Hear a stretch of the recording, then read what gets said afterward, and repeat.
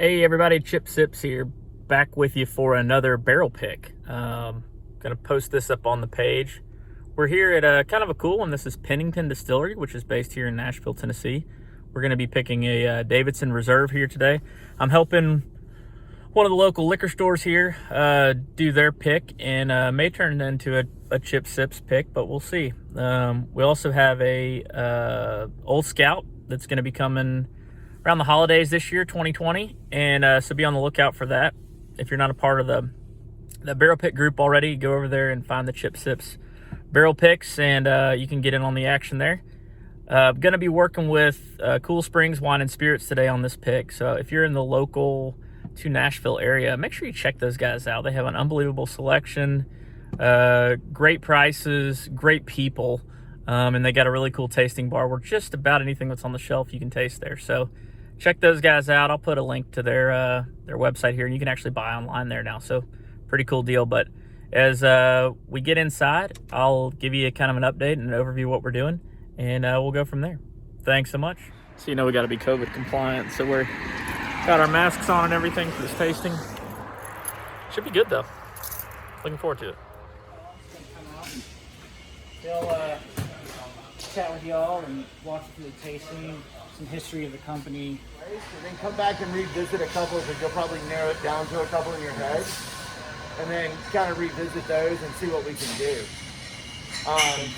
As far as Pennington Distilling, I think most of y'all are familiar with it. We started back in 2012 with Whisper Creek. And our goal is always to lay down whiskey. And when we first started, we had another guy in here, Carly McKill, an older brand. We laid whiskey down. He was laying whiskey down. And in 2014, we actually took over all of his equipment and revamped all our whiskey recipes, and went and spent time with the likes of Jim Rutledge and Greg Davis that was Maker's Mark, Larry Ebersoff from NCD that made all the rye that everybody raves over. Our investment today is sit on the shelf for 4 years to then capitalize on it. So we blend them together to create that same profile, bottling after bottling after bottling. And that's the real challenge that I think a lot of craft distillers run into, is having that same profile, kind of homegrown PLC system in here. And our QC on the juice all the way up to the barrel is super tight.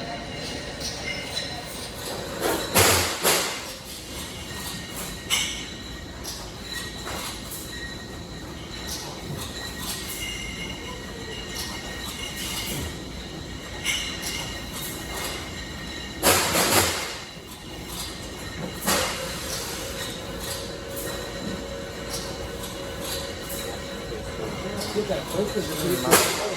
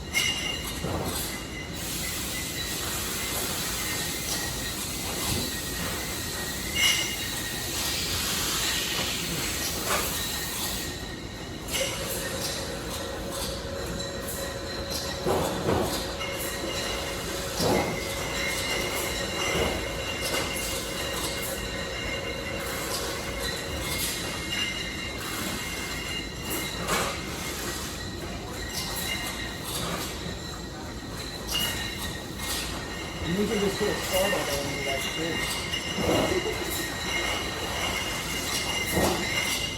Funny is, actually, I don't know how that stuff works with different stickers and all that. Like, we were talking about Bill one day. But, like, things I think of, like, leathery and me personally, I think it's like caramel with the see like old posts and like stone, and I think of like fire and like kind of cool weather like this time of year. But then, you know, we are Tennessee whiskey has a lot of citrus notes, and they kind of know that springtime, like canoeing down the river. So it may not always be a word or something that you can come across it, maybe a memory or something, and it helps you trigger and start learning more. It's like, oh, I remember that smell, that doesn't mean it's this. Instead of like, oh, I taste X, Y, Z.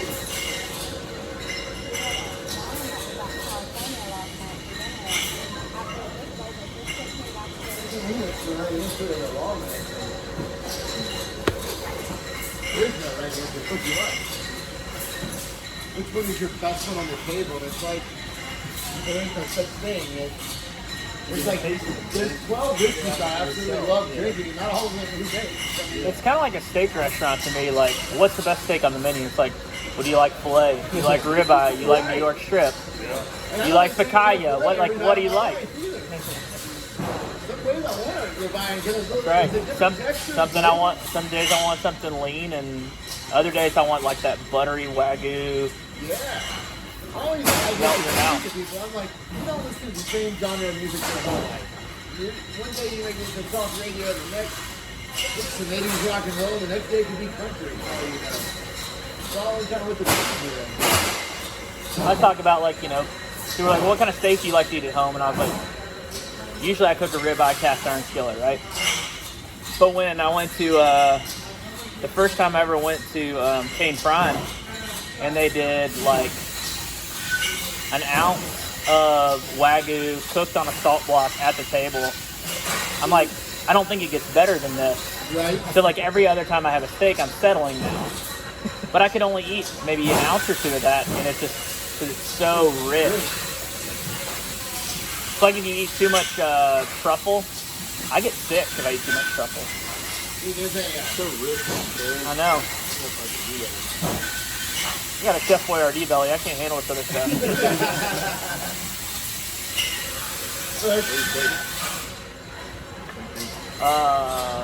I'm impressed.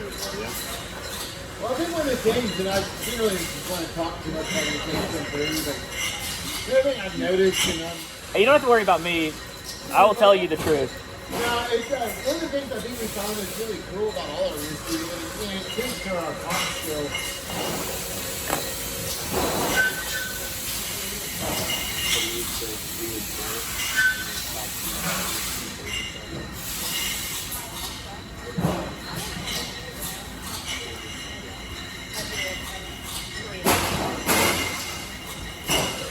Ooh.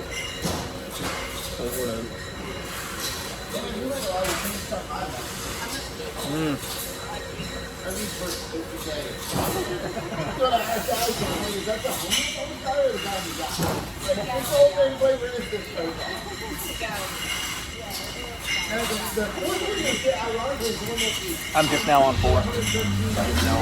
This one's just completely different than the other one. The other one's taste 4 years old, 3 years old. This one is smoother. It's like everything else is harsh from the front end to me. Yeah. This is like smooth from the initial.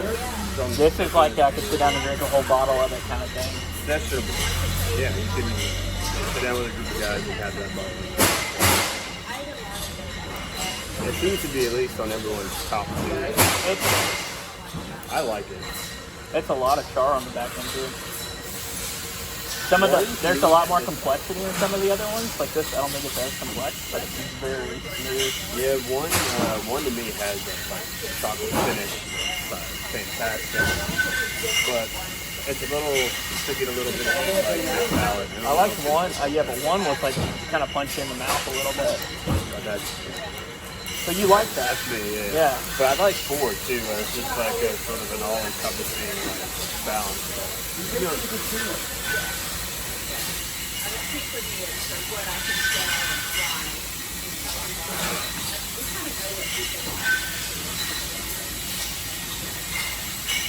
Jeff, which ones are you leaning towards?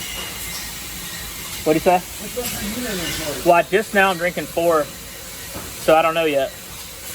I do like I like the smoothness of number 4. It's not like the other 3 at all. And it's the one that was lower in proof. Well, it makes sense. I mean, it's a little lower in proof, which is probably why it drinks smoother. But I mean, 2 points. Not much. Not much. But the other 3 felt kind of harsh on the front. Like, I don't know if harsh is the right word, but like, you immediately tasted the proof. Right. This one is one of those ones where you go, really? Are you sure it's that high proof? It drinks more like in the 100 to 105 range to me.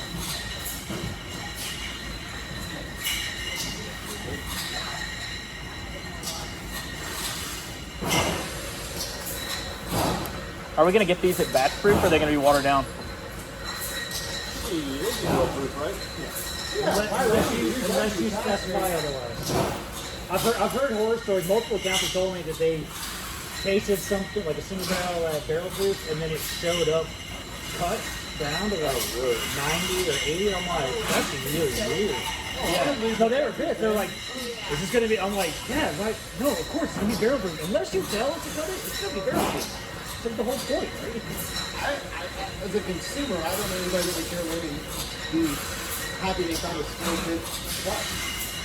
I mean, you don't expect that.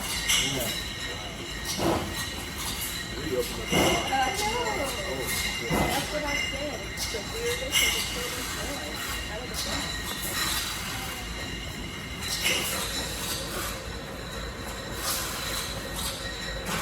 I always run into this problem where I have aspects of each one that I like. Where like I love the nose on 3. I love the like smoothness of 1.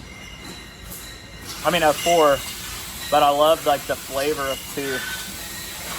We're going through that same process right now, trying to pick the final small batch profile. Yeah. Like whatever we pick, we're gonna stick with. Well, it'd be great if you could pick what aspects you actually like. Yeah. If you could make those shine through, and then you make the the perfect batch proof bourbon. But sometimes it doesn't work out that way. Yeah, I mean, Mother Nature's got her own plan sometimes. So.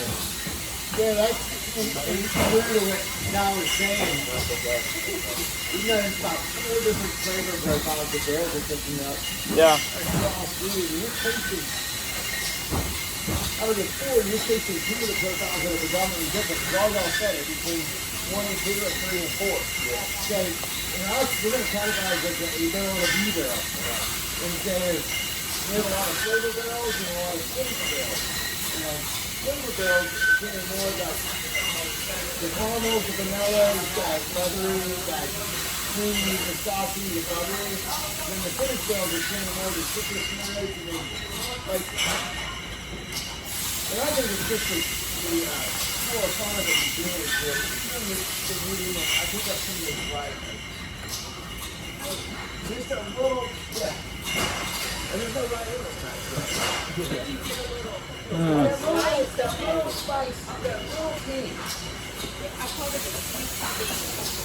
That's a good fun. I like that. It reminded me that it had that.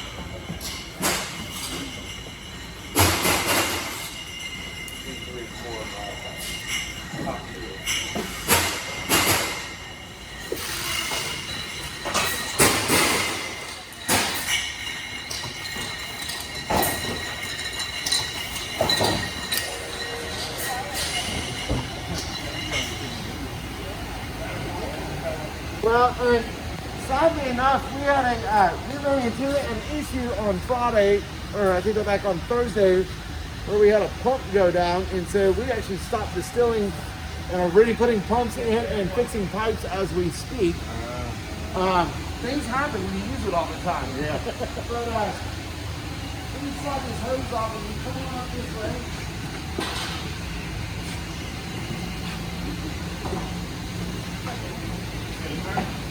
The immersive experience. That's right.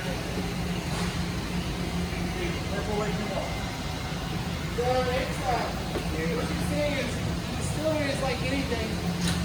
We don't unfortunately have a light switch. Everything we do is going to be delayed by 3-4 days. So when we don't cook, we have to start filling full of water. We break down the starches to simple sugars. And then we'll transfer it over to our fermenters. This is actually 100%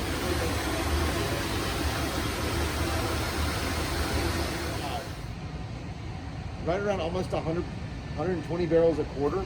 Mm-hmm. We got 3 mash bills that we primarily focus on. We tasted through everything, and then we did a double blind tasting, and we have chosen barrel 16-0252. Yeah. This is like the 3 weeks. You're gonna want this one. It's fantastic. I don't know if he's gonna let me do a chips pick yet, but we'll see. Definitely pick this up when it comes out.